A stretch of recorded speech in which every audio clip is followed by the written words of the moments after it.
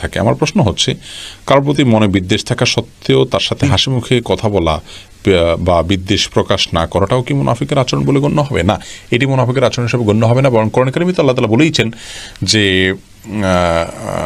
ফাইদাল্লাযী বাইনাকা ওয়া বাইনাহু আদাওয়াহ কাআন্নাহু ওয়ালিয়্যুন হামীম, যে সমস্ত মানুষের সাথে তোমার বিদ্বেষ আছে, শত্রুতা আছে, তার সাথে তুমি এমনভাবে চলো যে তুমি তার সাথে তার পরম বন্ধু।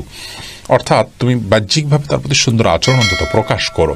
আপনার এই ভেতরে এক বাহিরে এক, এই আচরণটি তার জন্য কল্যাণের, তার জন্য ক্ষতিকর কিছু নেই। কারণ আপনি আপনার যদি দুরাচরণ তার প্রতি করতেন তাহলে তিনি তার মনে কষ্টের কারণ হতো, এটি তার জন্য সহ্য করাটা কঠিন হতো। কিন্তু আপনি তার সাথে সুন্দর আচরণ করছেন, এর মাধ্যমে তিনি প্রশান্তি খুঁজে পাবেন ইনশাআল্লাহ বিইذনিল্লাহ। বিধায় আপনার এই আচরণটি এই মুনাফিকের আচরণ হিসেবে গণ্য হবে না। মুনাফিকের আচরণ হলো বাহিরে খারাপ